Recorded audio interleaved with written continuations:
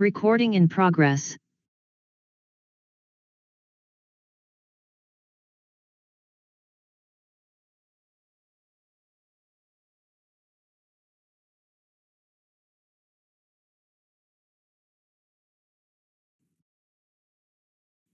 Good morning and welcome everyone who have just joined us. Please feel free to ask any questions if you have any problems or need assistance in joining the breakout rooms. Incubator 4 and Incubator 5 is now starting. Thank you.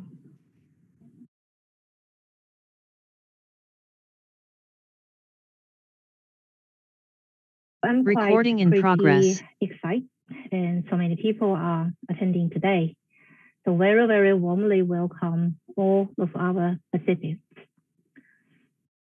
Okay, and one thing I would like to emphasize in the beginning also, for smooth operating of the meeting, I would like to request you to use the chat box if you have any question and comments during the presentation. And all this will be covered during the general discussion session. Okay, let's start our session, and the time is 2 hours.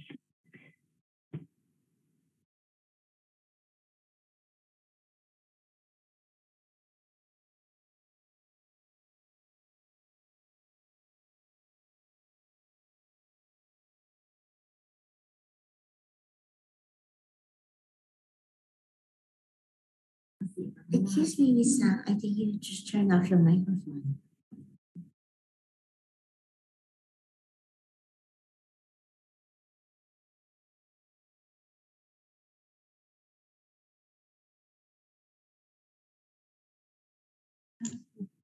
Okay.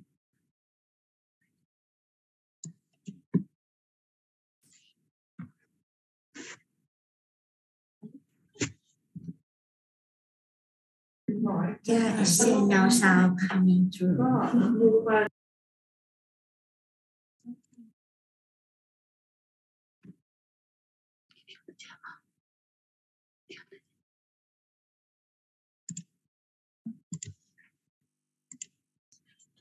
Can you hear? No, video is not. Hmm?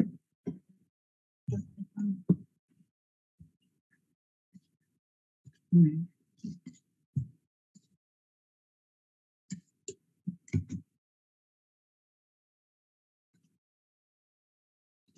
Can you hear?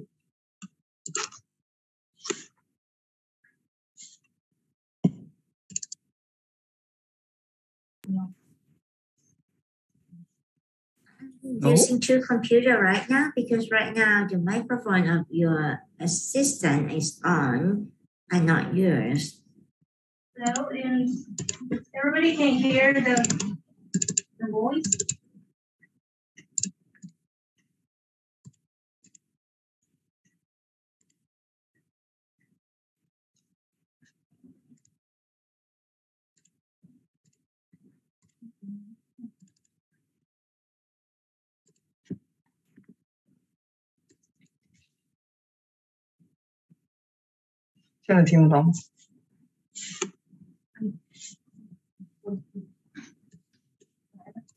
Still couldn't hear anything. I think so.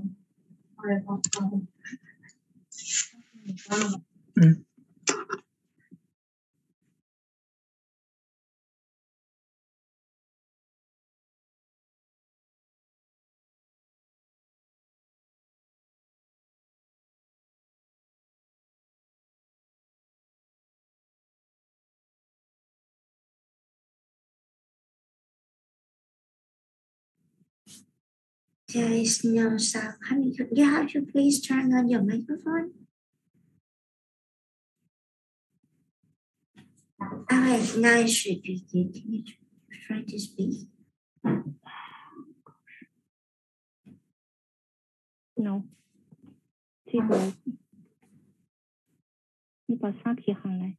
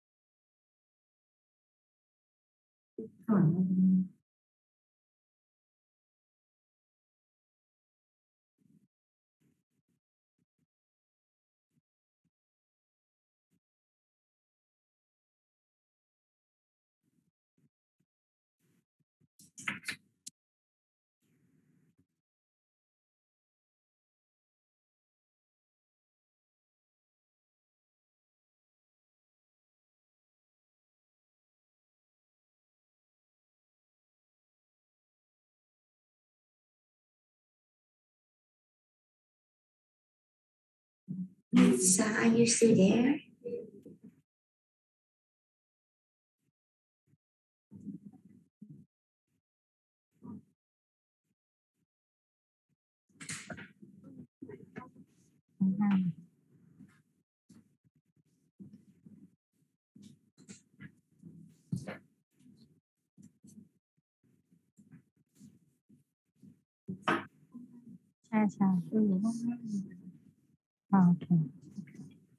Hello, I'm Jin Zhang from University of Toyama, Japan, convener of Incubator 5. In the very beginning, I would like to give a very brief introduction about our incubator. Start my screen.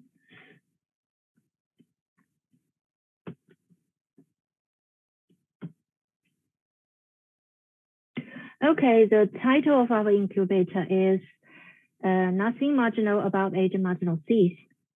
The aim is as a central point for unveiling marine environment and productivity changes in a changing climate.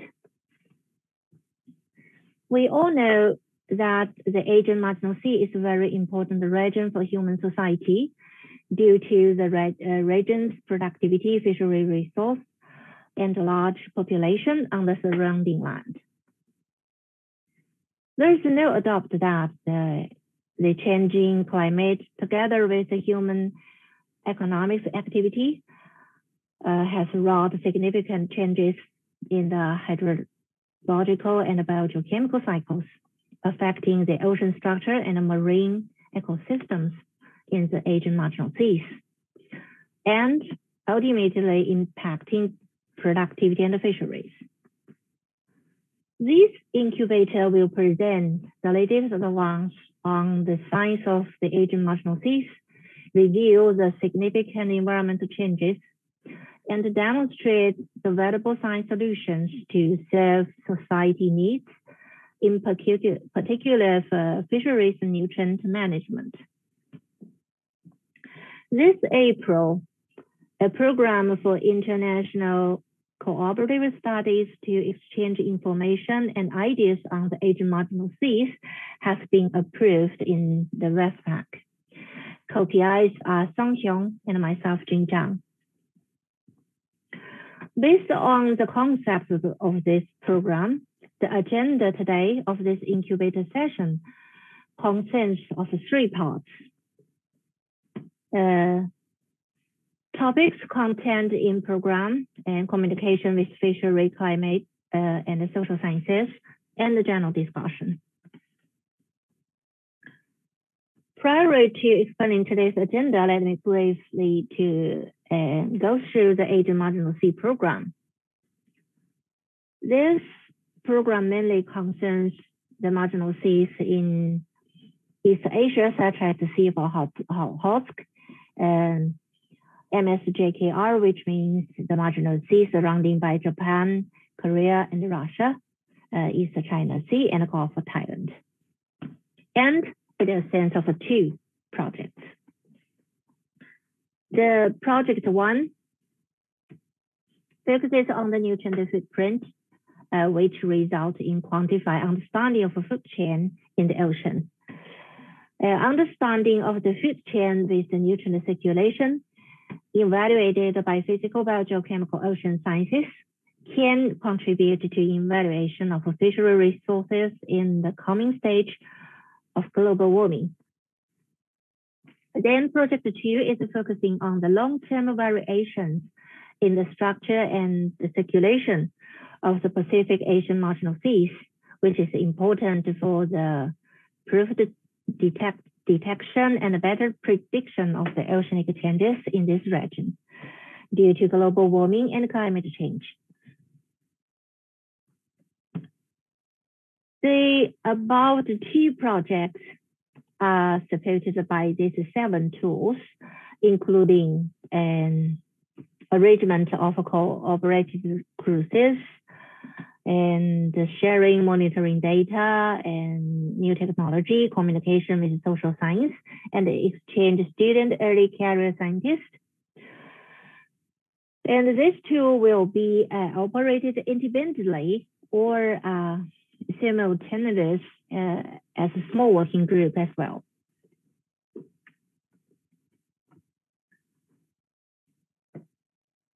Expected output from this program are as follows.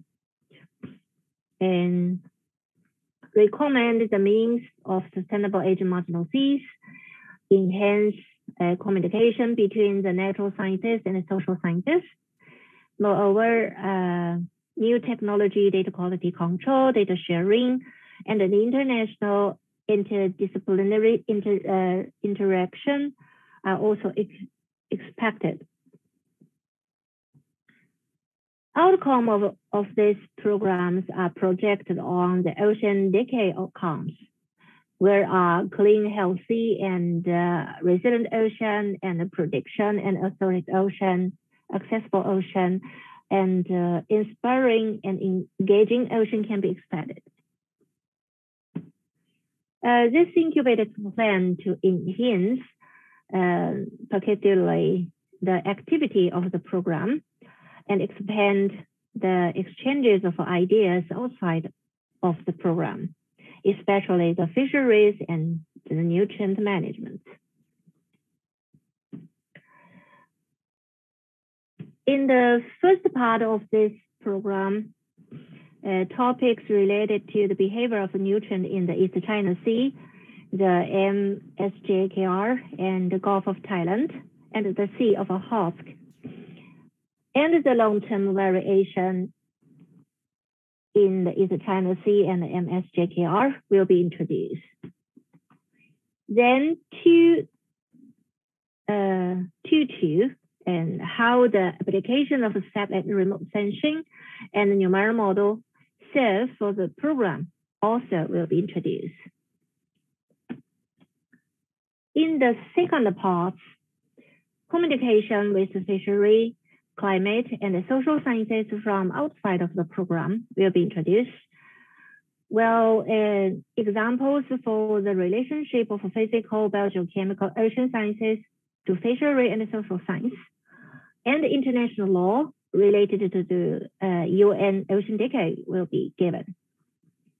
These examples illustrate how the outputs of our Asian Marginal Sea program can contribute to the specific stakeholders and the society is in general. So that's all. Thank you very much for your attention.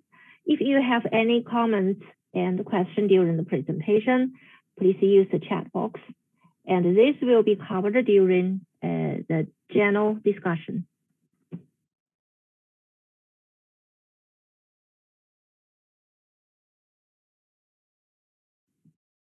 Okay, let's just move to part 1.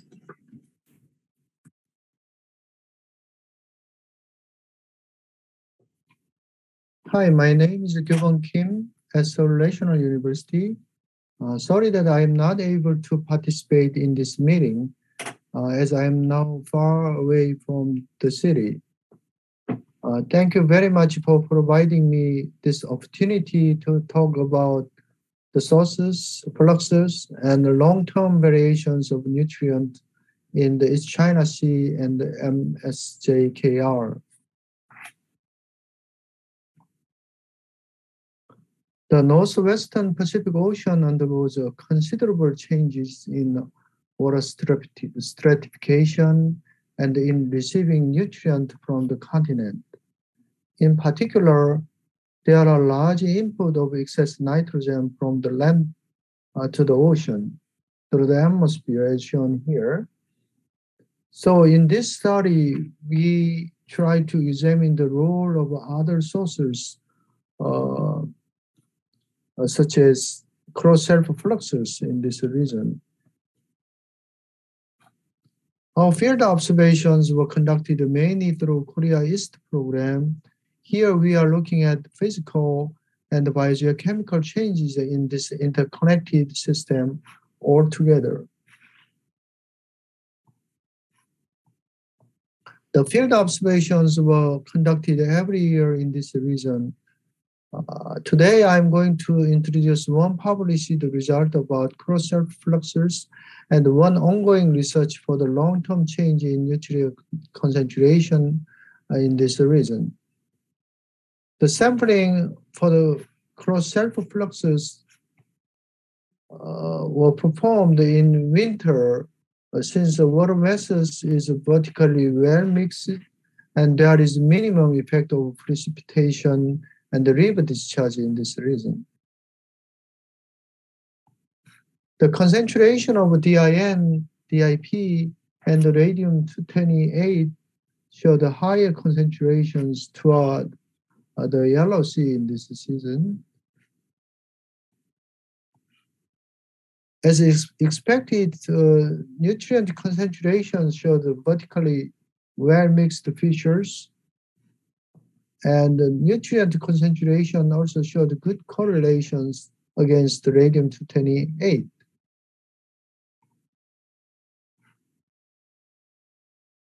It is well known that radium-228 is predominantly affected by water ages in this region. In addition, radium fluxes from the Gulf to the Pacific Ocean has been already well established. So using this equation, we estimate cross-self fluxes of nutrient in this sea. The result shows that cross-self fluxes of nitrogen from the northwestern Pacific Ocean is about half of the entire atmospheric input. And it is even the majority source of external phosphorus to the Pacific Ocean. We believe that this self-source include all natural and anthropogenic sources from river, groundwater, and some from the atmosphere. These also include biogeochemical alterations in the Gulf region. Now I introduce about the long-term change in nutrient concentration. Nutrient data have been compiled, and the data are from the EAST program, NIFS, and JMA from 1980 to the present. The study region cover these areas. We went through some data quality examination. The eastern part of MSK, JKR, and the Crossio region, the data shows no clear change in DIN in the upper 10 meter during the last 40 years. However, there is a clear decrease of DIP in the upper 20-meter layer. This trend seems to be associated with the water stratification, but we are carefully looking at the reasons for the systematic changes of water and the DIP in this region. However, in the western part of MSKJR and the East China Sea showed clear increases of DIN and the DIP during 2000 to 2010. Now we are trying to determine the controlling factors for such changes, such as anthropogenic input changes or PDO changes. I may have opportunity to talk more about these findings in the near future. The overall outcomes from this project may include this aspect. Through this long-term observation program in this marginal water system, we will be able to determine impact and the responses of climate change as well as human activities. With respect to the evolution of nutrient concentration, ecosystem changes, deoxygenation, acidification, and carbon cycles more clearly and earlier than the global ocean. Professor Seung-Yeon Nam may receive some questions and provide the answer, if possible, instead of me. Thank you very much. Hi.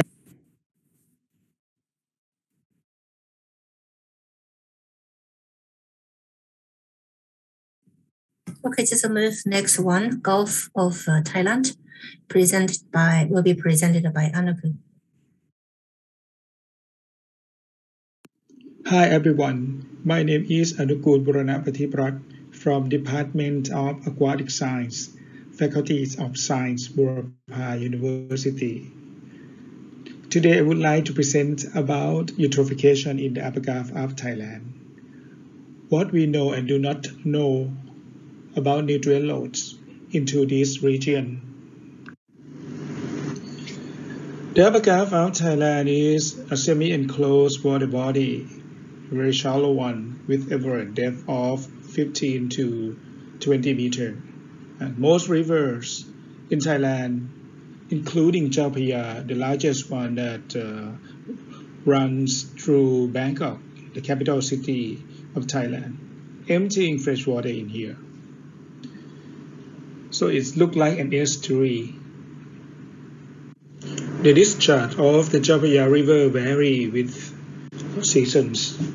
We can see the lowest discharge occur in April, about 400 cubic meter per second, and the highest peak occur in October of about 1,400 cubic meter per second. The highest peaks can reach up to or over 4,000 cubic meter per second during high flooding years, usually in La Nina year. We face the problem of phytoplankton bloom, very strong, causing by green Noctiluca. The water tend to dark green like this. It deteriorates water quality and results in mortality of culture shellfishes and marine life due to the development of hypoxia in the water column.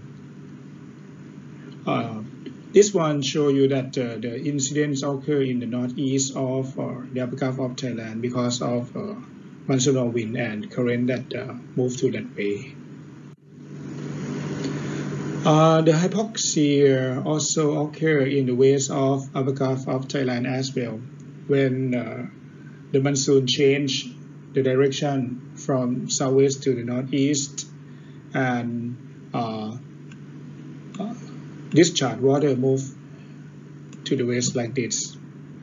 So it can generate high DO near the surface because of phytoplankton bloom and hypoxia in near bottom water due to decompositions where the water stratifications intense around here. Hypoxia developed in the west of Upper Gulf of Thailand, sometimes so huge, so it can cause culture and natural shellfish mortalities. We have conducted field surveys in the Chao Phraya River to investigate water qualities in the Chao Phraya River and in the north of the area. We can see water quality in the north is quite good. DO is in normal, but when the river runs through Bangkok, the DO drop abruptly below 2 milligram per liters. Also, BOD is very high when it runs through Bangkok as well. The results from the same survey also reveal that the contribution from DON is large compared with DAN. We can see clearly from the graph here that DON is very high, over 160 micromolar. But in case of DAN, the concentration is around 20 to 30 micromolar, and the portions between DON and DAN is so high. We can see this more than half mostly. Nutrient loads from the Chapia River were measured in wet and dry seasons in 2020 and 2021 and found that nitrogen loads were much larger than phosphorus load. And BOD load was high in wet season. This direct organic load contributes to hypoxic water development during that time. We also measure nutrient loads from the Bampakong River, which is located in the east of the Chapia River in wet and dry seasons during 2016 and 2017. Even the organic portion in the Bampakong River mouth is not as large as in the Chapia River, but it accounts for 1/3 of the total nutrients concentrations. So it plays an important role as well. NP-mole ratio suggests that the IP is limited in wet season and DN is limited in dry season. Vary with river discharge. DAN and DON loads were high in wet season, also DAP, but DOP was not so high throughout the years. Even just the DON load is high, it can reflect the importance of organic portions on eutrophication and hypoxic water development. From the results of our studies, we can conclude that not only red tide, but also direct organic nutrient loads from the rivers play important roles to eutrophication and the development of hypoxia in the upper Gulf of Thailand. And the measurement of nutrients in organic parts is required and important. To understand clearly in eutrophication mechanism, we need long-term monitoring. The estimation of nutrients from surface runoff, groundwater discharge, and precipitations are also required. The problems become more intense in the future due to climate change. Hypoxia will be more severe due to stronger stratification from rising temperature and greater river discharge. That's all I would like to present today. Thank you very much.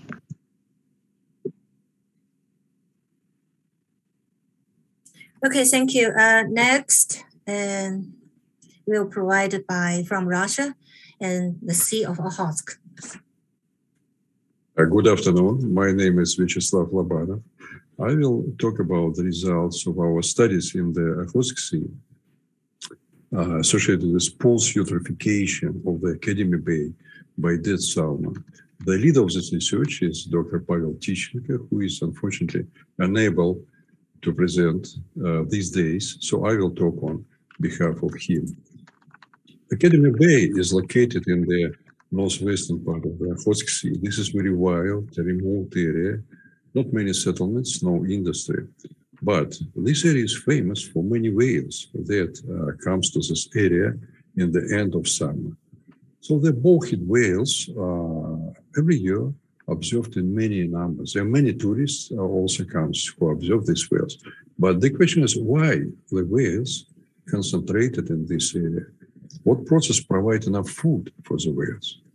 To answer these questions, we organized ship expeditions in this area. First one was in July 2016, and second one was in September 2020. We did CTD observation with additional sensors, measured salinity, oxygen, nutrients, and the pH, total alkalinity in the cruise. and took samples for chlorophyll A, the total phosphorus, nitrogen, and feed and zooplankton to analyze in the laboratories. And next slide, I will show you the results obtained for July and for September. And we will compare the different situations. July is the beginning of summer. And on this slide, you can see that water was still cold. This upper panel shows the distribution of the properties and the surface, and lower panel shows distribution at the bottom. And in July at the bottom, water was around 0, but at the surface it was a little bit hot, a little bit warm. So this water was stratified. But in September, water was warm and water was well mixed, because this is area of very intensive tidal mixing. If you look to other parameters like oxygen saturation, this is AOU actually. So we can see that in July, water was super saturated, but in September, it was undersaturated, especially in bottom area. And all other parameters also show us very big difference between early summer, July, and end of summer, September. If you look to PCO2, we see very low concentration, low content in July, and very high content, especially in the bottom layer. Same for nutrients, and here is inorganic phosphorus, for example, very high concentration in bottom layer in September. Same for silica, even 10 times more than in July. Total nitrogen slightly higher in September. Total phosphorus also we have a higher concentration, but extremely high, located close to the river mouth in the southern part of Academy Bay. Here's a chlorophyll A. You can see the higher concentration in September again, then in compare with July. And then we made assessment of eutrophic status of the bay using criteria developed by NOPAP. Here's the criteria which correspond to low level which correspond to high level of the NOPAP. And in our case, in July, we see that our area may be considered oligotrophic basin, very low values of everything. But in September, especially for phosphorus, silica, and chlorophyll, and low transparency by Secchi disk, this area may be considered as highly eutrophic basin. But why it is so? What is the reason of nutrients?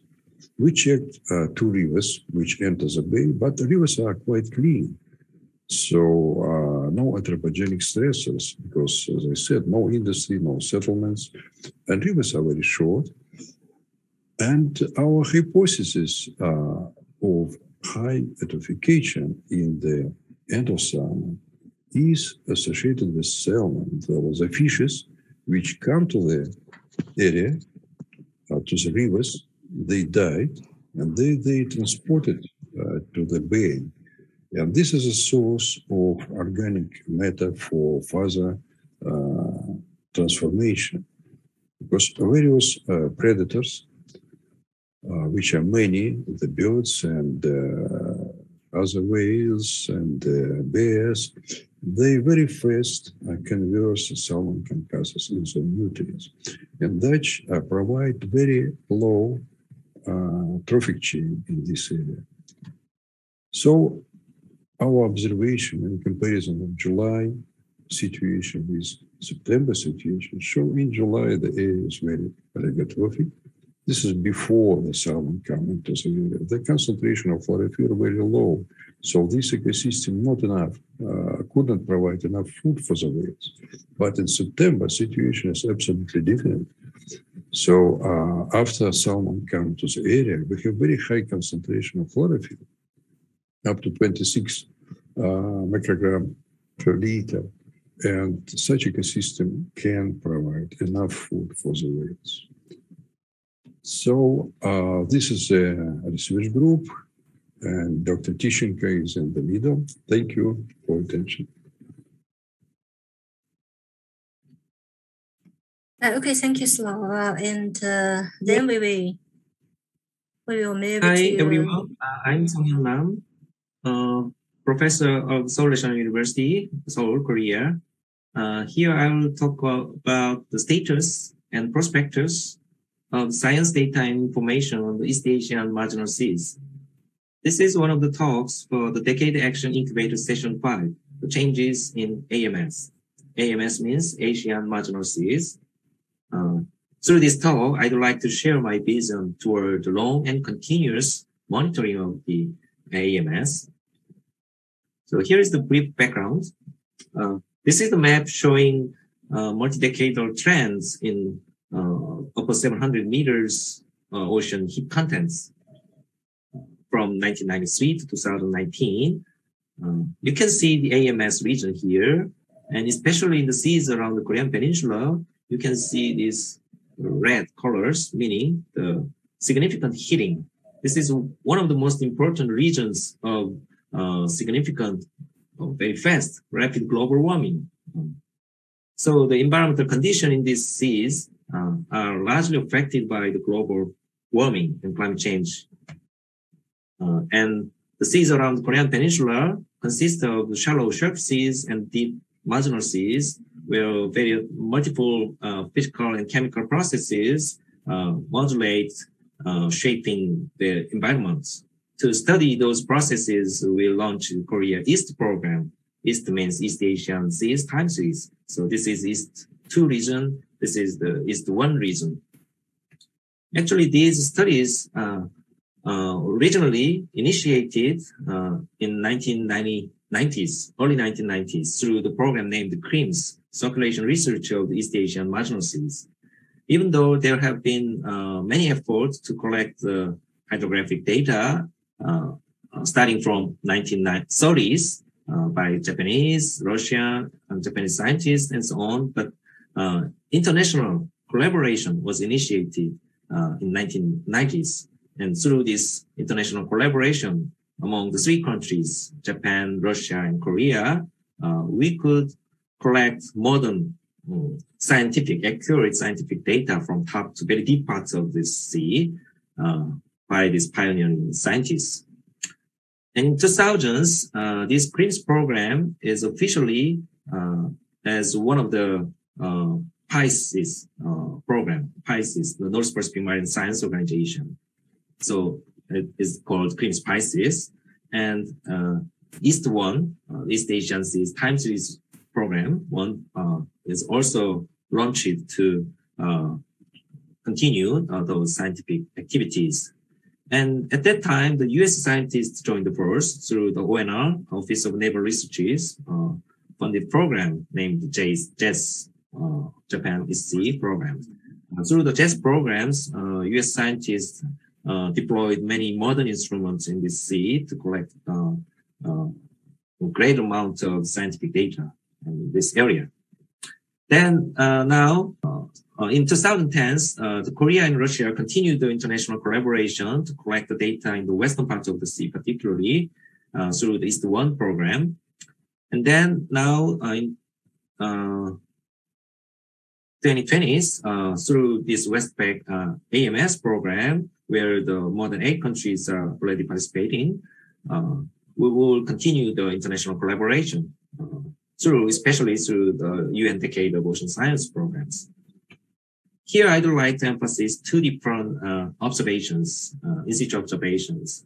One is long observations. Long and continuous time series data have been collected through this one mooring time series station located in the southwestern part of the sea here.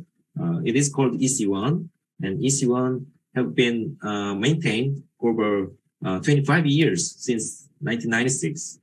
And it's now become part of the global network named OceanSight. This is a global network of global ocean observing system, the ocean time series observations.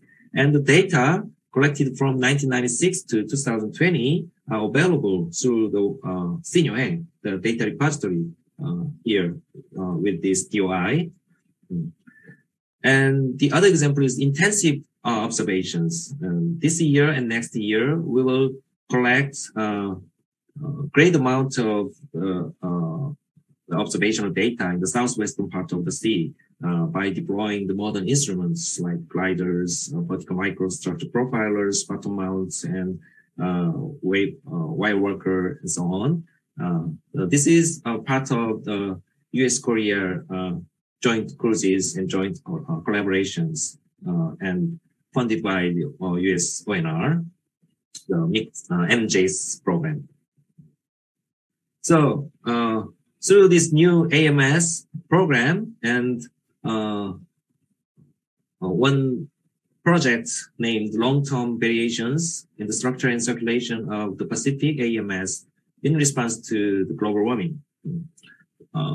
We object to set the monitoring points, areas, establishing a data exchange system and common understanding of long-term variations reflecting the impacts of global warming and climate change, and object to provide important information for forecasting future fisheries resources, as well as serious climate disasters and ocean-related hazards.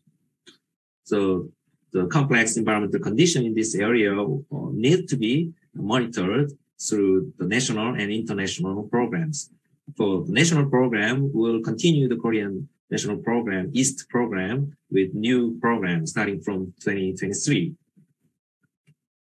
And under this AMS project, we will coordinate the national cruises, and we will enhance the autonomous data collection like EC1 for the next 4 years as a first stage. And then we will interpret the data and demonstrate the results and information with the numerical model.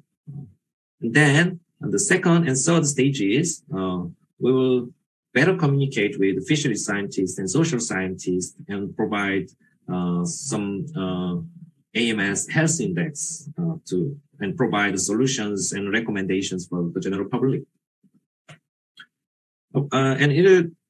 This project will contribute to all the outcomes, all the 7 outcomes of UN Ocean Decade, of course, but I'd like to here emphasize the outcome 6, the inaccessible ocean. To better access the ocean, we need to share the data and information facilitated by this program. So we are currently developing a new science webpage for the AMS, where the basic scientific information, national and international programs, and observational data and metadata information, and also tools for the data processing and analysis will be provided. Thank you very much.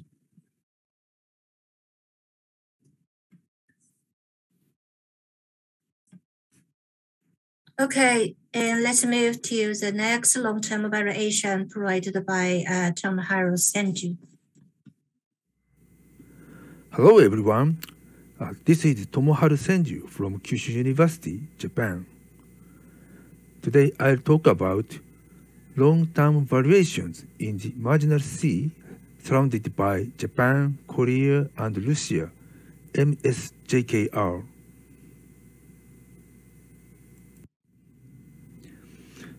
The MSJKR is one of the most warming marginal seas in the world. This figure shows the increasing rate of the sea surface temperature around Japan, provided by the Japan Meteorological Agency. Its unit is centigrades per 100 years. The global average of SST increasing rate is 0.56 centigrades per 100 years. Considering this value, the SST in the East Asian seas is increasing at about 2 times of the global rate. Among them, the MSJKR shows the highest warming rate in its central and southern areas, like this.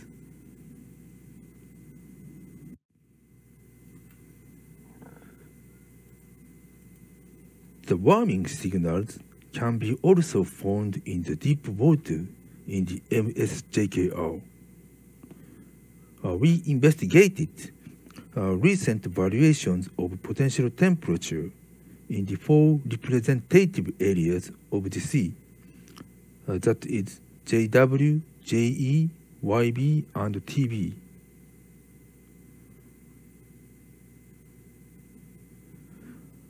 Based on the algal float data.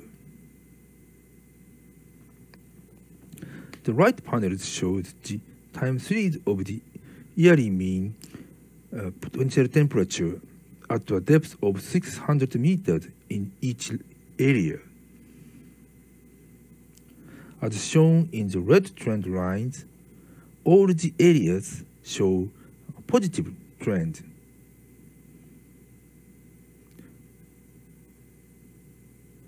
This indicates that the deep water in the wide area of the MSJKR is warming. Next, we investigated the ship-based long-term hydrographic data obtained at Station H4 in the northeast of the sea and Station PM5 in the southeast of the sea.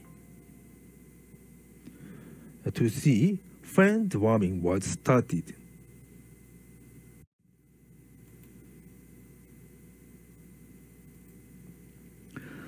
This is the time series of potential temperature at 600 meters at Station H4 and PM5. To clarify the variation of the trend, we divided the dataset every 15 years and calculated the trends for each period. It is clear that the warming rate has been accelerated since the 1990s at both stations.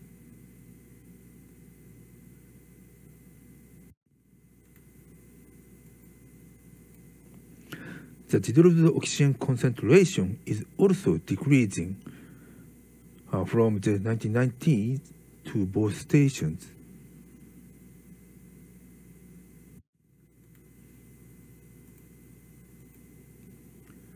This is the potential temperature profiles at both stations. In the intermediate layer of 400 meters through 1,500 meters. As the warming is progressing in other layers, the temperature profiles throughout the depths are continuously shifting to the warm side year by year.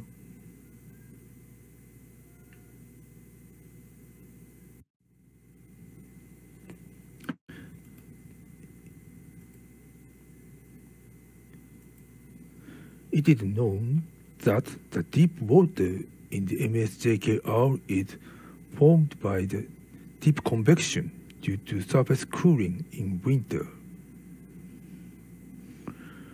In the northwestern area of the sea, around here,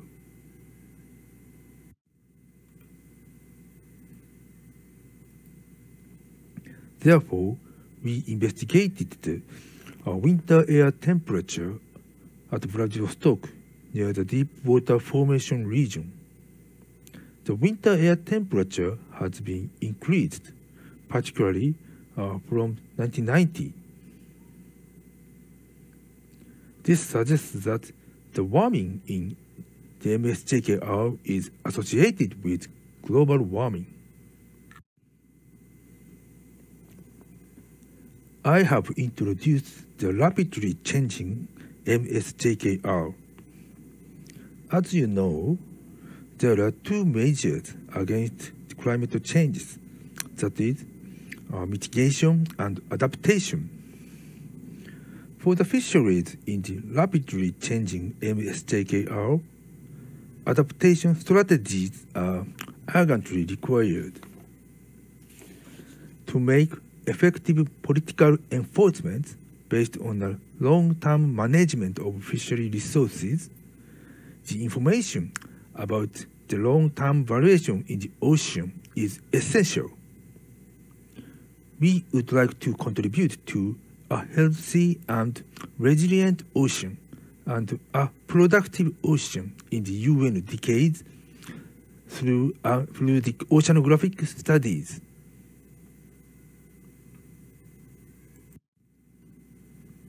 That's all. Thank you for your attention. Okay, I mentioned it right at the very beginning. This program project supported by many tools. Now it's time to switch to the first two, satellite remote sensing, and presented by Echo. Hello everyone, I'm Echo from Jamstack. I'm going to introduce the potential use of remote sensing for coastal water monitoring.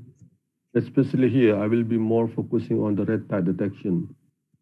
Here, panels A and B are showing the correlation between the phytoplankton chlorophyll A in the ocean with NINO index and dipole mode index. So these two maps are showing the general response of ocean production in the Asian waters to ENSO and the Indian Ocean Dipole. Besides being sensitive to climate change, the Asian waters are greatly affected by the human activities because the waters are surrounded by the countries with high population density. And one of the well-known impact of human activities is the increasing rate of nutrient supply from the land to the ocean. And this increasing rate of nutrient supply can cause eutrophication in the coastal region, which is now can be assessed from the eutrophication map tools recently developed by Maure et al.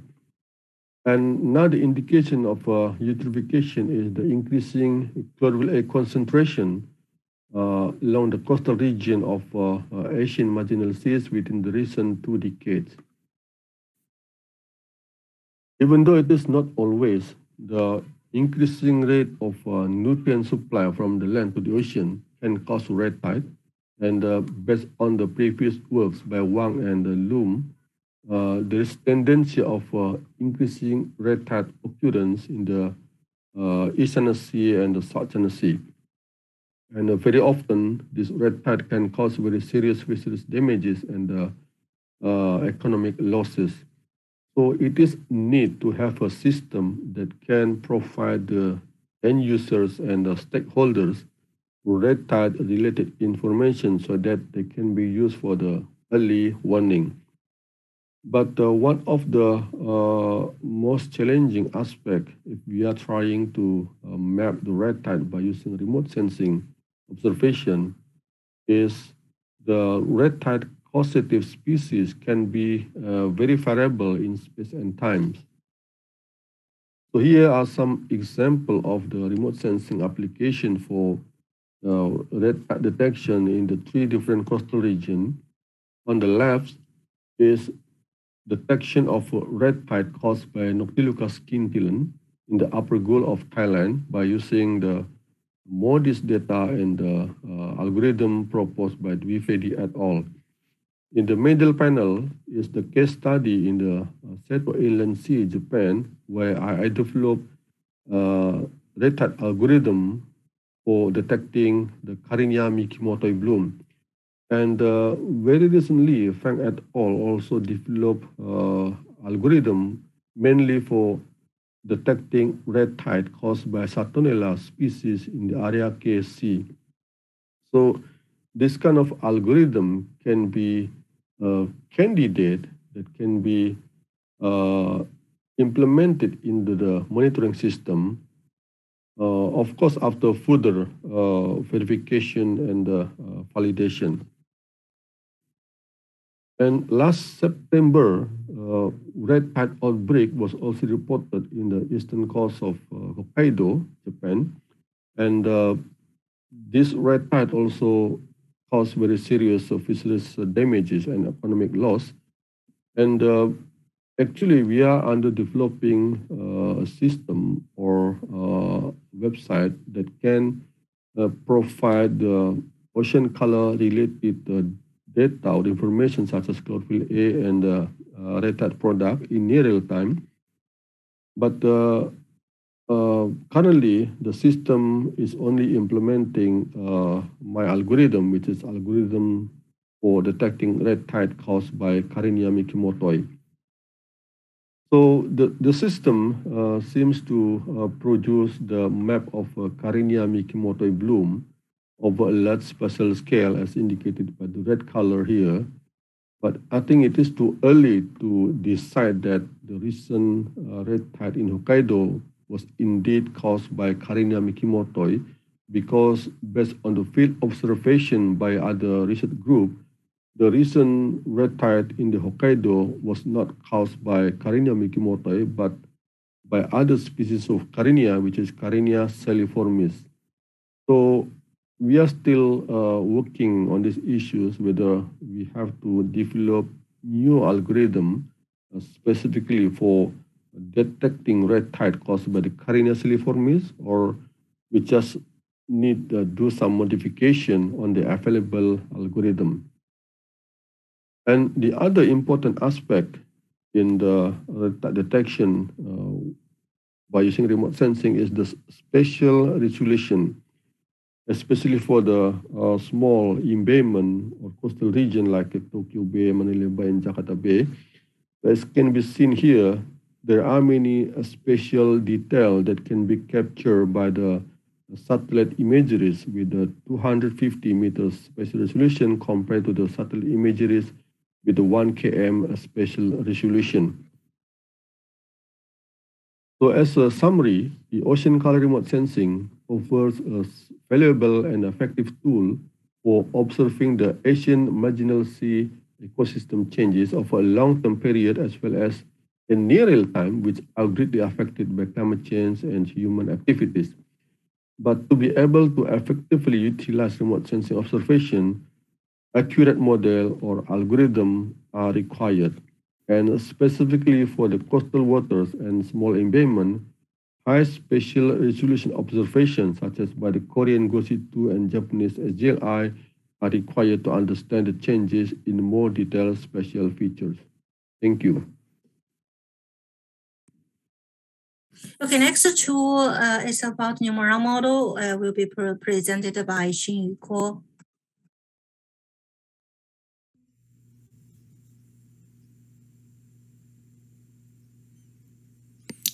Hello everyone, I'm Xinyu Guo from Asian University.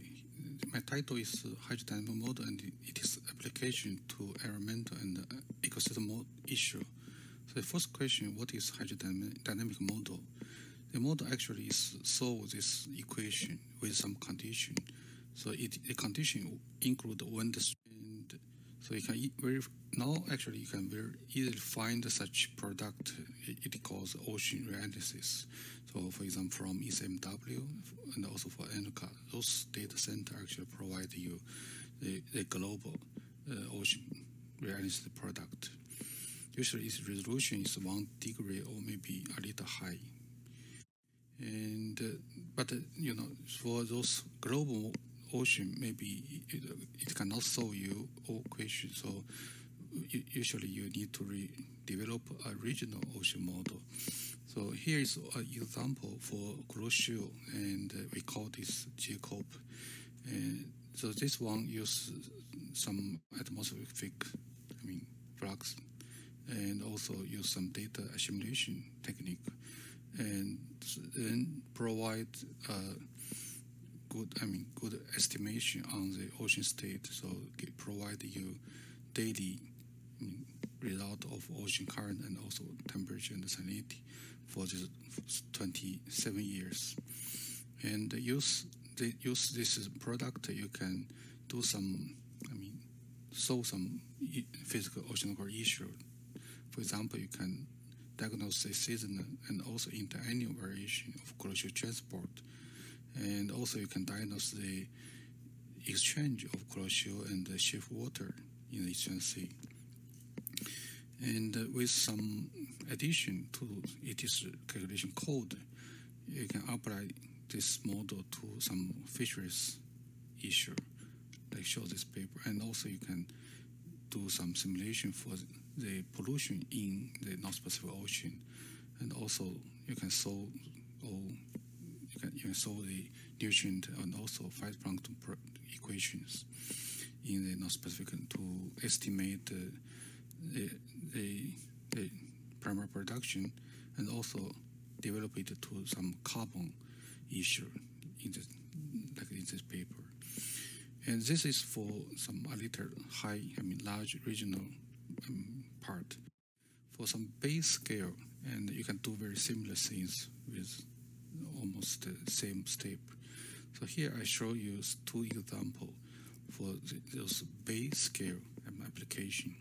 One is for the upper Gulf of Thailand, and several years ago, actually, we developed a hydrodynamic model to understand the river plume movement in this bay. So at that time, we saw those hydrodynamic model to obtain the current. And last year, actually, we applied this model to pollution. The name is SMX. It is a kind of antibiotics that is actually a medicine used for animal. So this medicine can dissolve in the water because of light, actually. So we include this term in our model, and also we include it is advection diffusion. And with the river input, it is amount actually shown here. So there are 4 rivers, and we include input, and then we can solve this equation, and then we get this distribution of this, like shown here. This colors show the concentration of this SMX, and then we can now it is how much of this SMX decomposes in the bay, like shown here. So its annual mean mass is like this number. So with those modes, actually, we can answer the equation like what is the concentration, and we can also want to know how long do they stay in the bay, actually. And then we can repeat very similar calculation because the decomposition is controlled by half time, actually. So with different half time and a very different reward input, it is, the mean concentration in the bay. And we also can estimate its flush time, like use this equation. If you have a long, half time, you have a long flush time here. And this is actually the flux.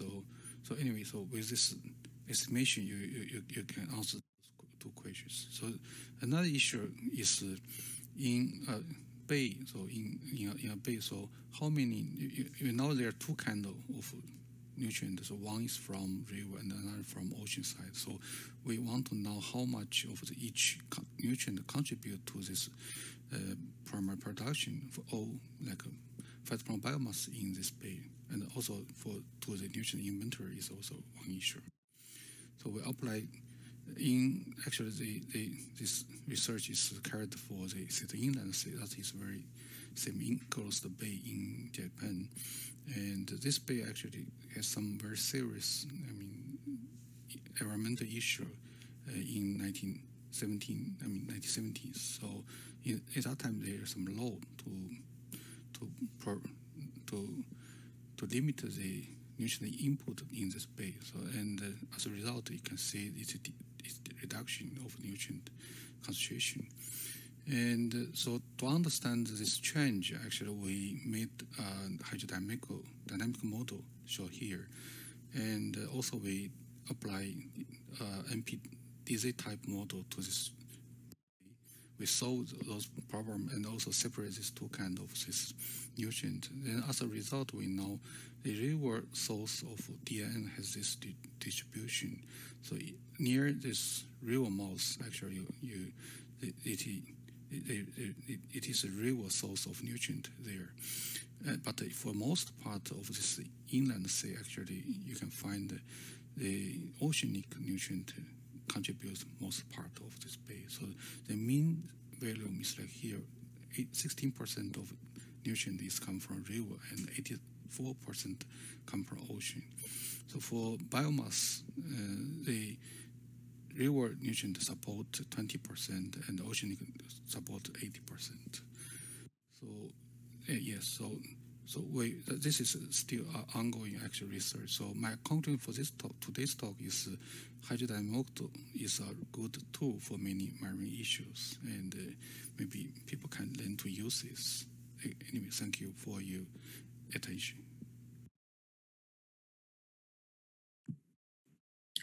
Okay, this is a final talk for the first part, and we're going to have a break. And before the break, I would like to ask everybody to turn on your camera again and to take, because now we have more than 100 participants in this meeting, and let's take a group photo again. Thank you very much for your cooperating.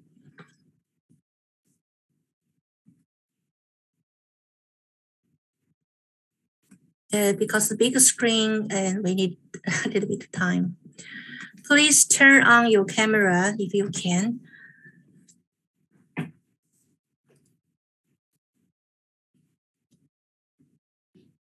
Please wait.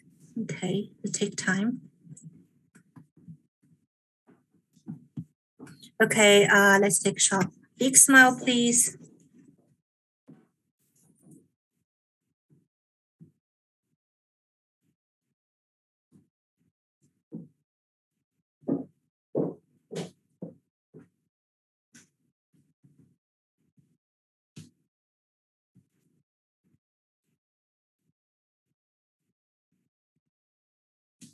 Finish? Yes, finished, but only about half has turned on their camera. The rest, I just got their name. Okay. Okay.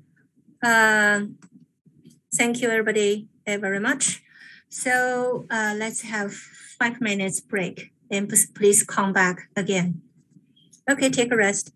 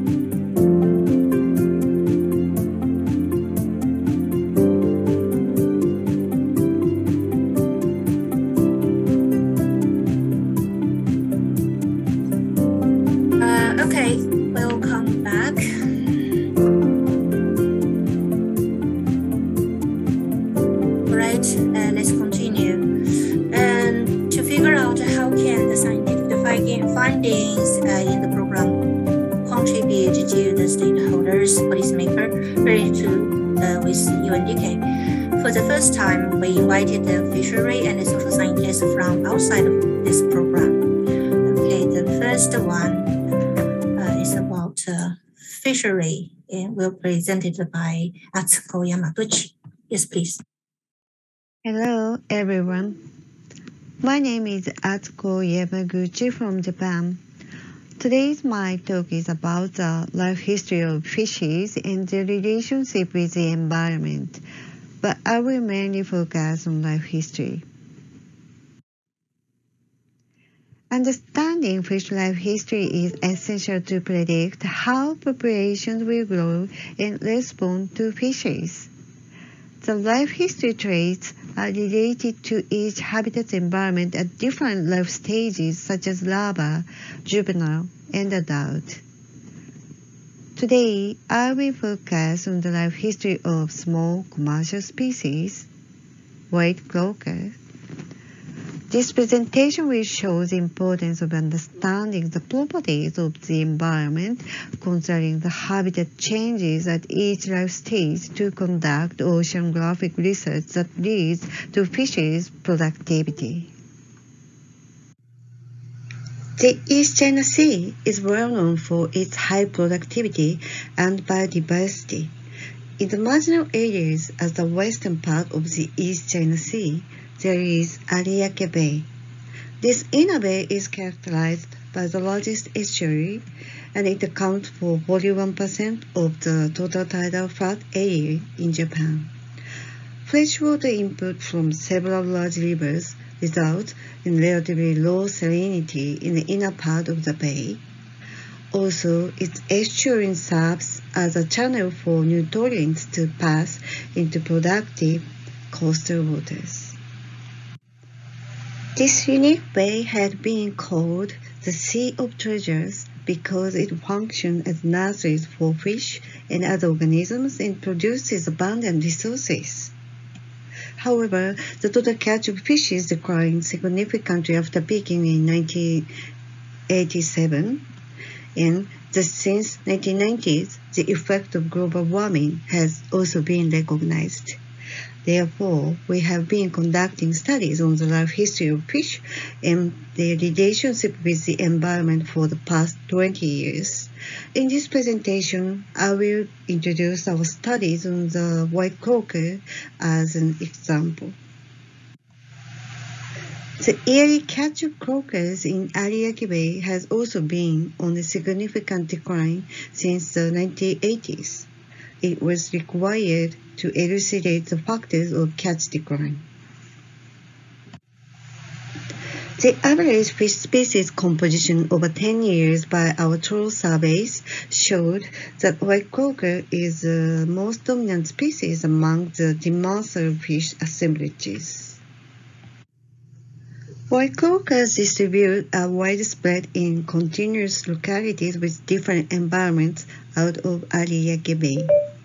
Before starting the life history studies on this species in Ariake Bay, we conducted studies on population structures to clarify the range of the target. Our findings suggest 3 populations may exist in the coastal areas of Nagasaki Prefecture, and 2 localities, Ariake Bay and Tachibana Bay, were determined into the same population. The active spawning is observed from May to August. Age at sexual maturity is 1 year. This species is a multiple spawner and had a clear diel spawning periodicity, spawned between 7 and 9 p.m. Reproductive study and the observations of subsequent trawl surveys indicated that white croakers in Tachibana Bay might have migrated to the main spawning ground in Ariake Bay to spawn on the day of new moon of the lunar cycle during summer. We estimated that the main spawning ground of this population formed in the middle part of Ariake Bay at depths up to 60 meters. In fact, when we told on our estimated spawning dates, locations, and times, almost all of the catches in our net were white croaker. That means our estimates were valid.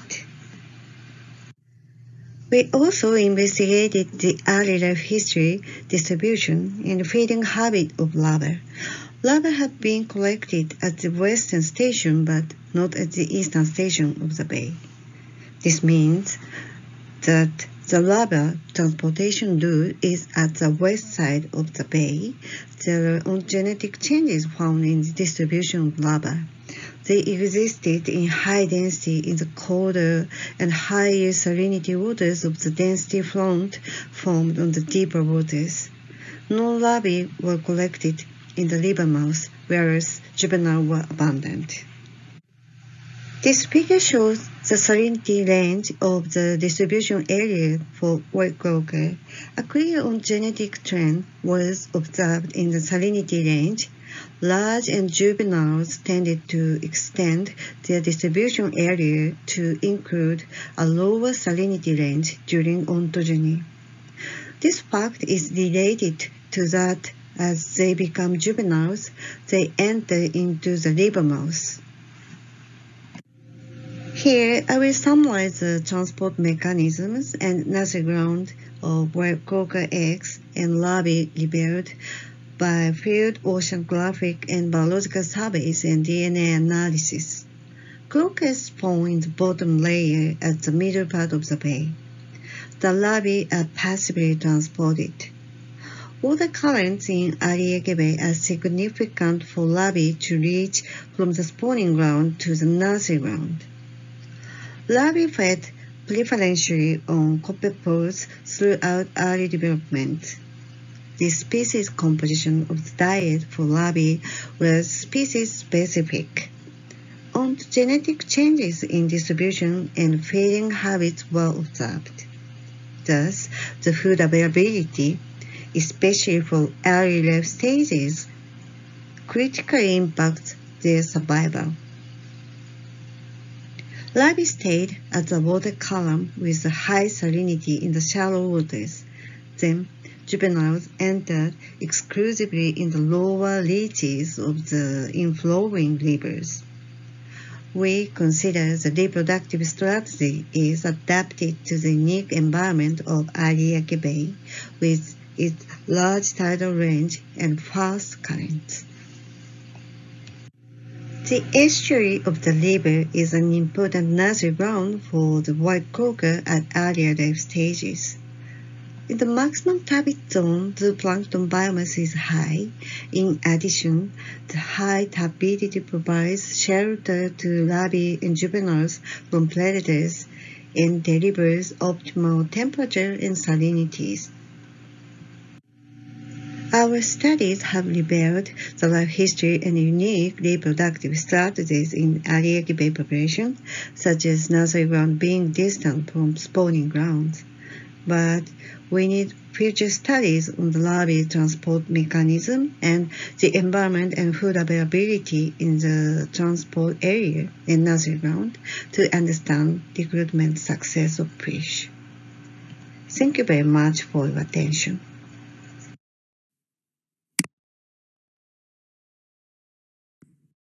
Okay, the next one is about international law.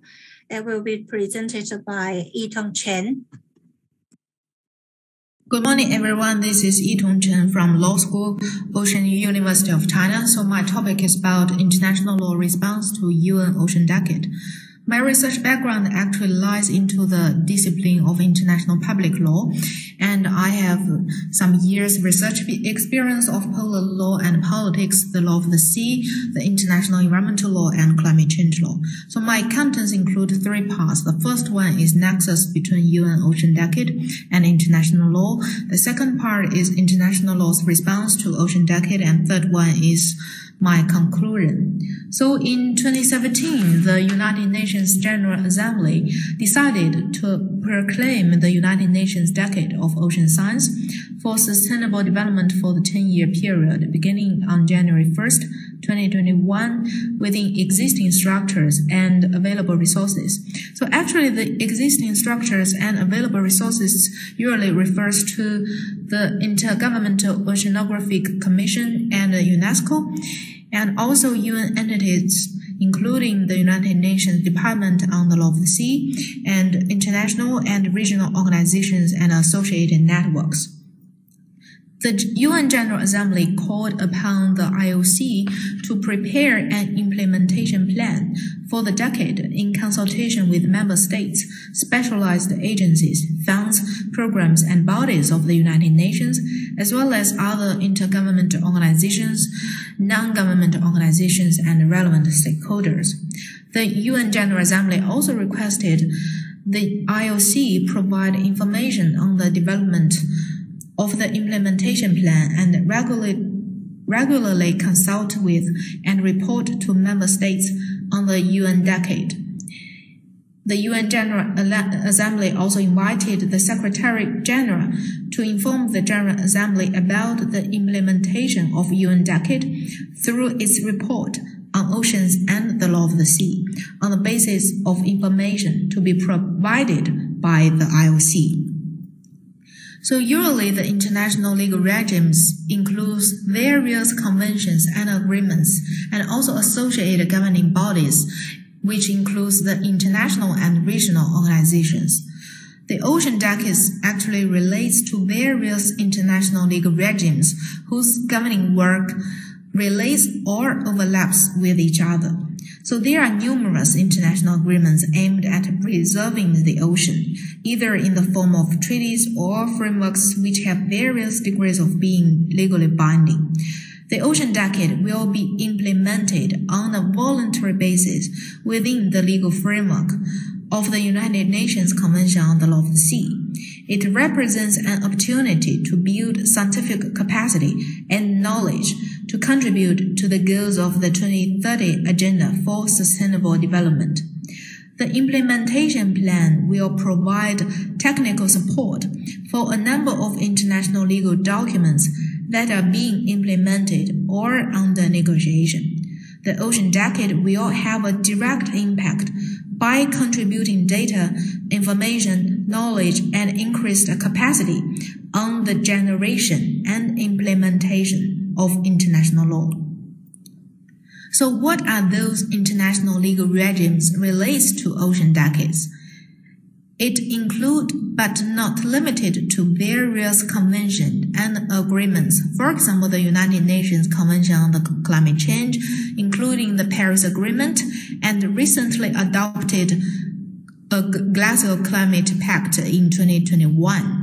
And also the Convention on Biological Diversity, including the post-2020 Global Biodiversity Framework, and also includes a Center Framework for Disaster Risk Reduction and a UNESCO Convention on the Protection of the Underwater Cultural Heritage. And another one, right now it is being negotiated, the legally binding instrument on the UNCLOS on the conservation and the sustainable use of marine biological diversity of areas beyond national jurisdiction. Usually we call it BBNG. It also includes, but not limited to, various international and regional organizations, for example, the UNESCO, the IOC, FAO, IHO, the International Maritime Organization, International Seabed Authority, the UNDP, the UNEP, the WHO, WMO, and various regional fisheries management organizations.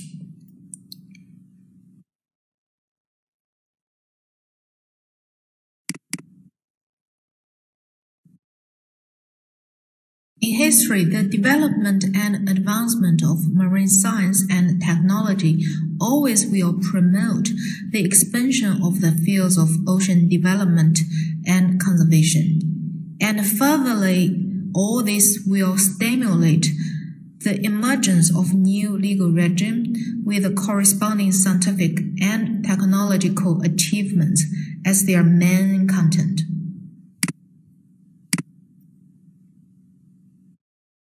So what are we doing as the international law's response to Ocean Decade. So the UNCLOS actually worked as the general and comprehensive convention. It provides overall regulatory framework for the conservation and sustainable use of ocean and its resources. And we also have various global instruments under the UN Food and Agriculture Organizations to make fisheries sustainable. In the fields of climate change, in the Paris Agreement of 2015 under the UN Framework Convention on Climate Change, it refers to the importance of ensuring the integrity of all ecosystems, including the oceans. And in the recently adopted Glasgow Climate Pact of 2021, in paragraph 60, it invites the relevant work programs and constituted bodies under the UNFCCC to consider how to integrate and strengthen ocean-based action in their existing mandates and work plans, and to report on these activities within the existing reporting process as appropriate.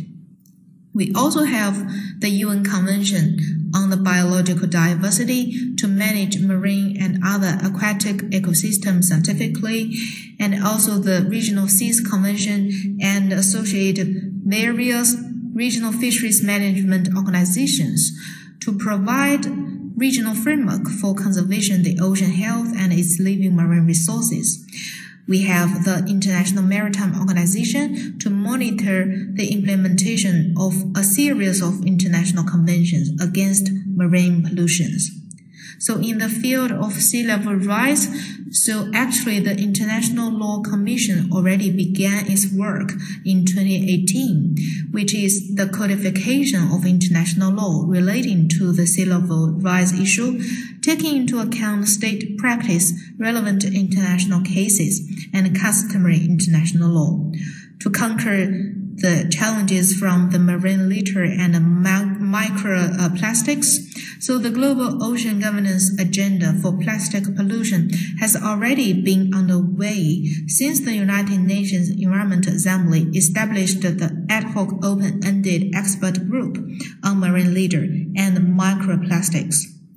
But I also have to say that we still have some work that haven't seen too much work from the international law's response, that is the submarine heat waves and ocean acidification and its multiple consequences. So my conclusion actually is a calling for our natural scientists and social scientists. We still have to think about, first, the response from the existing international legal regimes and involving international law to the fast advancement of ocean science and technology. We also have to think about the influence of outputs from ocean science to international law and especially the law of the sea. And the international law confirms national and regional practice, which accepted as general international rule, which means the coastal states of the Asian Marginal Seas could absolutely take the lead by frequent national and regional practice, including international cooperation, and thereby shape the involvement of international law as regional models and leaders. So this is my presentation. Thank you.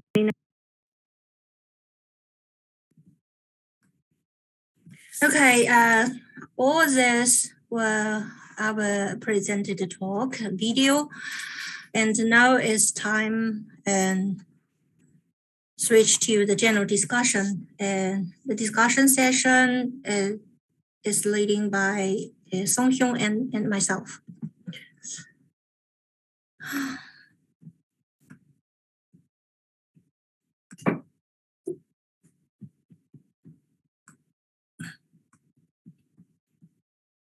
Let me stop share the screen. Let me see. In the discussion session, there are three items and we have to discuss. And this is what I pick up from the session. And the first part is a briefly summary of each talk, address the questions and comments provided in the chat box. And the second part were the possible actions of the Asian Marginal Sea program to contribute to the ocean decay. Final one is if you have any issue regarding to our program or recommendation and can improve the activities. And the first part, the beyond the subsection 1, and regarding to the project 1, and it was the nutrient footprints. And there were 3 talks, and Gilbon talk about sources, transportation, long-term evaluation of nutrients in the Asian Marginal Seas, and suggested necessary of a long-term evaluation program because its changes appear more clearly earlier in the marginal sea than in the open ocean. UNESCO talked about nutrients loads from a river in the upper Gulf of Thailand, which influence the formation of hypoxic water. Global warming would enhance the influence of the loads to the coastal environment through higher temperature, strong stratification, and large discharge. The third one was presented by Slava Lovanov. Introduced an example of eutrophication in the coastal region of the Sea of Okhotsk, and discussed the nutrient sources. The transport of nutrients is argued to consider the highest level of the food chain. There is a question to Anaku. So Anaku, please, you just pick up the question and answer here. Actually, I have answered through the chat, but it's okay. We have done monitoring, like mooring observation in the northeastern part where the strong hypoxia occur. Yes, and we got the data, but unfortunately, we don't have phytoplankton data. We just have water qualities, DO, salinity, temperature, just that for 1 year. Continuously, just that. Thank you. Okay, thank you very much. Then switch to the topics, project 2, focusing on the long-term variation. First talk provided by Song-Hyun Nam introduced historical activities of international cooperative studies, current activities for long-term observation in the East China Sea and MSJKR, then future plans related to Asian Marginal Sea program were explained, showing the roadmap. And then Tom Senju talked about long-term variation of MSJKR and showed clearly increased seawater temperature and a decrease in dissolved oxygen, including possible processes. And the contribution to the UN ocean decay by long-term variation of MSJKR was suggested as well. I think there is no question to this 2 talks in the chat box. We can come back again and only finish every talks. Then for the 2 tools, the first satellite remote sensing was provided by Eutrophication and focusing on coastal water monitoring. So the satellite remote sensing is a very useful, powerful tool to catch the larger context with a high resolution in coastal areas. Even for biological factors, remote sensing would provide useful information. On the other hand, ECHO suggested that of a more effective utilization of remote sensing observations, accurate models, and algorithms which are usually located locally were required. And then Xin Yuguo's talk focusing on hydrodynamic numerical models used in marginal seas and their application to ecosystem in coastal region. For example, the environmental issue in the data provided by on the pool may be properly explained with numeric models. So the question, I think, for this talk, especially for satellite slots, the slide does not move. Okay, here. I think during the presentation and the quite a lot of questions focused on the remote sensing one, and Echo actually answered in the text chat box already. But I think this kind of information quite important. Would you please just pick up a question and explain or further information provided to everybody again? Yeah, okay, thank you. Appreciate it. Yeah, can you hear me? Yeah, very well. Yeah, okay. So, yeah, there are some questions, especially from Professor Lim, that the problem with the remote sensing application, especially from the optical sensor, is the cloud cover. So we cannot escape from this problem. But one thing we can improve to improve the spatial coverage is by using operating multiple sensors, not only a single sensor. So that is one thing that I have already answered in the chat. Mm-hmm. And also about the species of the bloom. I think there is also comment on the species in the Hokkaido that is recently happened in the Hokkaido, which is caused by the Carenia siliformis actually. But the system I'm developing is retuning the bloom by the Carenia mikimoto, because the algorithm is based on the Carenia mikimoto. So it's maybe we have to work in the more further validation and calibration. So whether we have to develop new algorithm for that species or just modifying the available algorithm. And also, yeah, I think that is what I've had the question from the chat, I think. Okay, thank you very much. And there is the very final one, species of red tide in the Gulf of Thailand and the Fujian province, China. I actually did not catch up the meaning of this. Oh, yeah, I think this comment from Anukul, I think.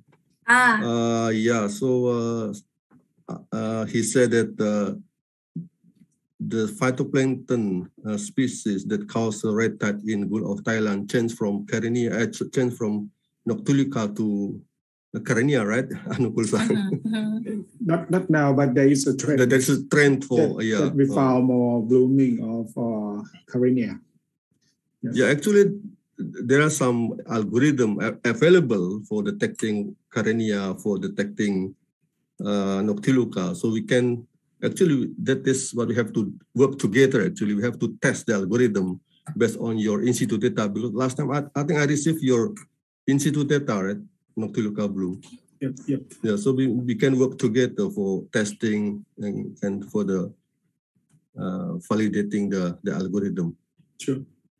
Thank you. Yeah. Okay, thank you. Thank you very much.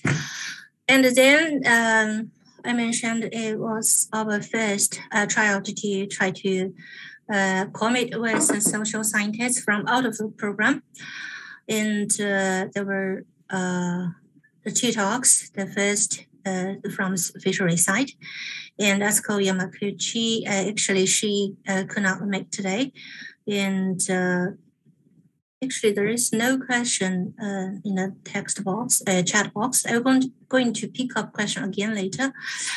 So she presented a live history of fishery fishes and obtained from a large amount of field study in the coast region. And it was shown that the live history is strongly related to marine environment, particularly during the period from spawning to Germany. And this comment, actually, I guess this comment is from Professor Matsuno. Matsuno Sensei, do you have anything about these comments and have to say something additional?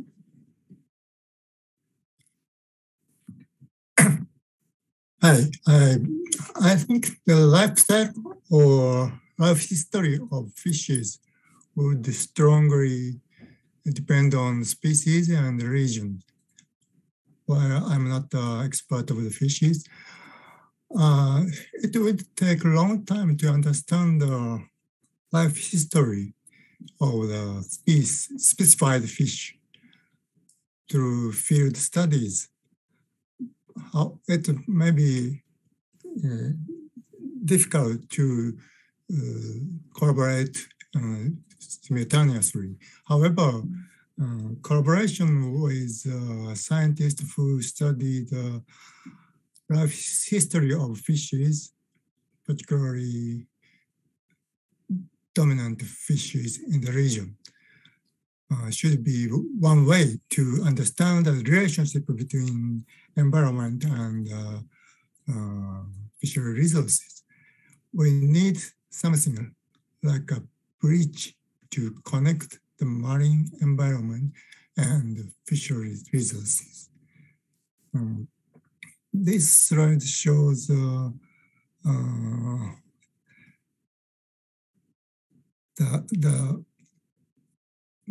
relationship between the marine environment and the fishery resources. It is usually we say that the marine environment would be related to fishery resources. However, there is a big gap between the two fields, and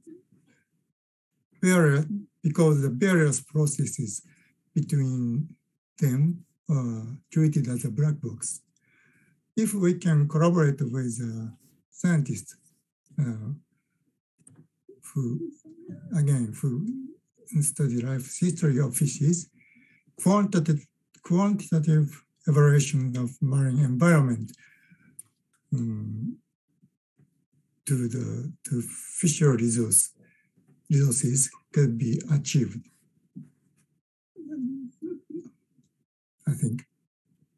Okay, thank you. So just let's move on. And then the second example is focusing on the law, international law.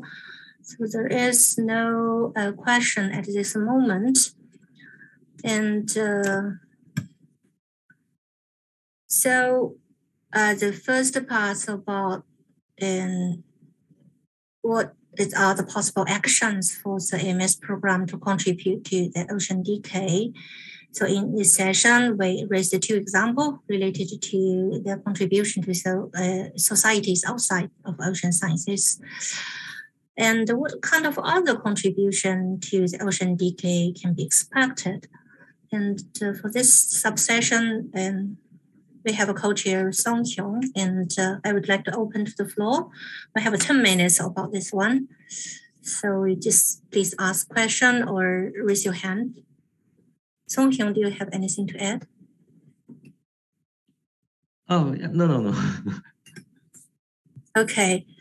Anybody interested in have question?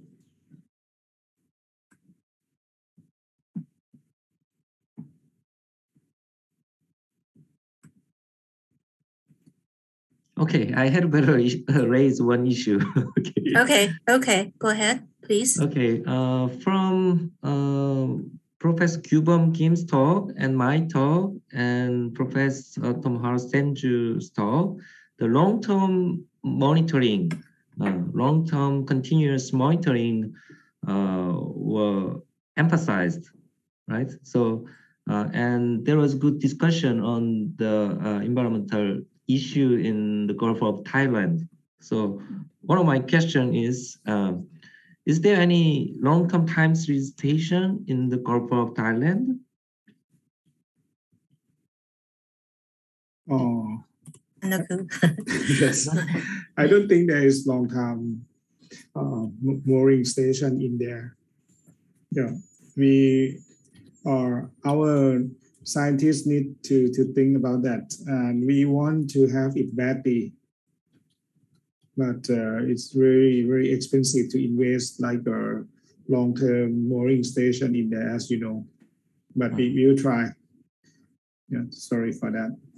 Okay, I see. Because one of the comments in the chat was that these events, sometimes subsurface events, could not be detected using the remote sensing technology, and also remote sensing technology requires some algorithm. Developing the algorithm to correct the atmospheric effect and so on. So we need in situ observation for a long time. So that long-term monitoring should be emphasized to better provide some solution for society in the future through this UN Decade program, I think. So.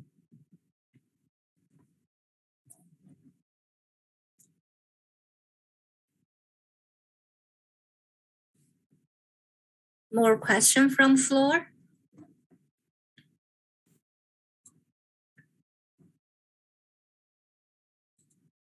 No more question?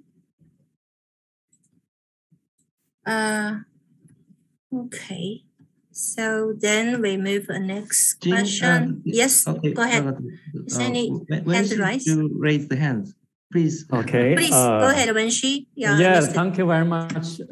First of all, I would really thank the moderator, Professor Jing and Nam, and also the whole organizing team, and also the speakers for your wonderful talk for provide today. Second, I will say, because with very hard work, I think has been taken over last year. I think this marginal seas, or we call it team, or call it task force, indeed, move a very step forward in, thinking more, translating science to serve the society. So very glad. I think it's a great pleasure for us to say the two social or society issues have been identified with a strong determination of the scientific group, right, to contribute to the society use. The third point I say, the Asian Marginal Sea, as we say, nothing marginal about Asian Marginal Sea. That means so many things, interaction between human activity and also natural process. So I think that the Asian Marginal Seas, this program provide a very good enabling mechanism for the next 10 years to get the scientific group bigger, to engage more multidisciplinary team, and also to engage more stakeholder, and also finally to generate more science to serve the more societal needs. I think this is very important. The Asian Marginal Sea provide a very continuous mechanism for the people working and also to address the issue in the Asian Marginal Sea. So I think this is the biggest significance of this group and of the incubator today. So last but not least, I have to say, because this is a difficult situation for us, we have to take this kind of working modality. As I said, nobody really enjoy this kind of remote modality, working modality. So I think as soon as the pandemic ends, we will resume our more interactive, discussion, and also with this mechanism, to build the team stronger, to build the network stronger, and also to build science, stronger in order to serve their different societal needs. So I think the engagement today actually is a kind of part of our success. So let's move on from today's success and also plan for the future. Thank you very much, Jing, and also Lam. Oh, thank you very much, Wenxi. Actually, our final session, the final part of this session is a summary. Sounds like I have nothing to say after you. You give a great summary of our program. And okay, just let us move to the summary.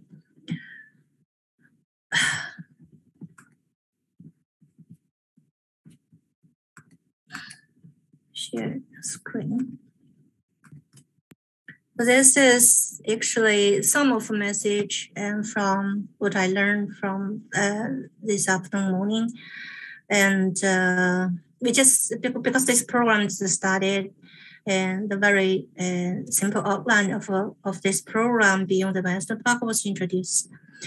And we try to enhance the communication with outside of the program.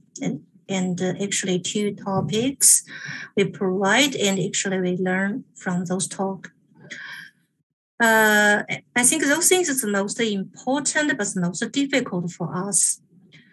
The Fargo, the final one, the Fargo as outcomes expected by ocean decay. This one is very, very difficult. And so we just start to learn to how to figure all these things out, and especially relationship between the environmental fishery, climate, and the social science, and make more easier to connect to stakeholders and policymakers. I think we still have 5 minutes. Song Hyun, anything you can help from this summary session? No, it's good summary. It is not really good. All right, and still have 4 minutes. And actually, I apologize in the very beginning because of bad technical problem, and we missed 6 to 7 minutes, but we still can, finish in time. I quite a strong encouragement from floor or from our member and any question, comments, but it's very much welcome. Slava raised the hand. Please, Slava, you're welcome. Go ahead. Okay, thank you, Jean and Hyun. And I think we're missing one point is a communication with the other organizations and communication with other projects which are active in this area. For example, one of the projects is CREAMS Advisory Panel for CREAMS, which are under Pisces, and many people here are also members of CREAMS. And also the other projects like observational projects and NEAGOOS and SEAGOOS, which is trying to maintain a long-term series of observations. And environmental issue, there is a NOPAP. It's covered northern part of the area, but probably there are some similar organizational program in the southern part of the area. So I think we should develop this closer communication, even operational exchange of the plans and activities with these programs to understand who is doing what, and to emphasize our activity to make a real collaboration. I think this is also important, communication with other organizations. Thank you. Thank you very much, Slava, for your recommendation. Actually, yes, exactly. Intergovernmental and non-intergovernmental actually quite provide a different platform, but we need this kind of communication not only in scientific party and try to enhance this kind of communication and also out of the program. Okay, the time is almost there, and no more question or recommendation. Gil, do you like to give some, because we run quite a similar program, do you have any recommendation or encourage words to us? Gil Jensen Tong? Maybe you're not. Maybe, okay, maybe you're not at this moment. Okay, yeah, maybe. Okay, if so. Hello, this is Ken. Ken, please, I missed you. Please go ahead. No, it's okay. I'm waiting for you, actually. Thank you very much for sharing my, time for me. Just my comment is that maybe in this kind of incubator, we may need to continue in future to have a better dialogue with stakeholders. And yeah, maybe your project is a kind of brother project of my CSK2 project. Right. And as you are feeling, I'm also feeling to search or approach to the appropriate stakeholders. So maybe we may just to echo to the Slaya's comment, we may also need to consider to collaborate to have a good dialogue with stakeholders together in future. Yeah, that's my comment. Thank you very much. Yeah, many thanks for your recommendation. Yeah, we should actually, I know you're very busy and we should strengthen the communication between CSK and our program. All right, and I would like to close this program. I enjoyed the program today very much and learned a lot. Actually, I really pleased with our progress of our program, even we just started a few months. Of course, we have a previous activity and communication. And during today's program, and some problem discovered, and we have to well discuss, and this problem will be solved within and without our program member. Like some people mentioned, Ken and the Slaver, and we have to strengthen communication between the scientific party, other program, and also the stakeholders. Well, that's all from me. And Song Hyun, any words? No?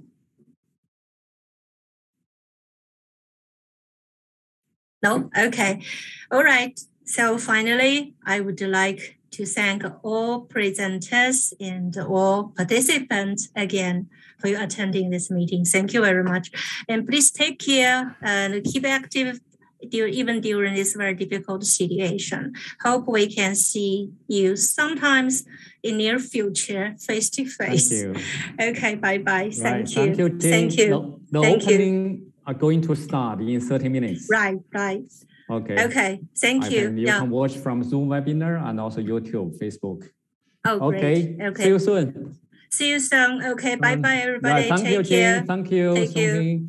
Thank you very much. Right.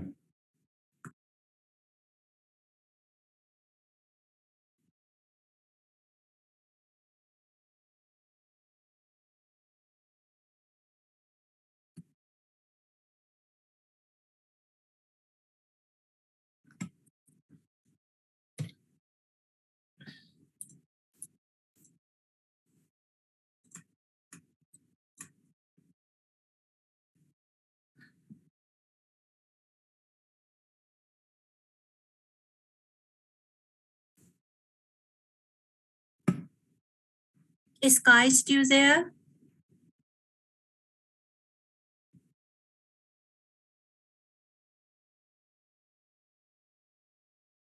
Okay, if no, I will send you email. I'd like to thank you very much for your supporting. Okay, bye.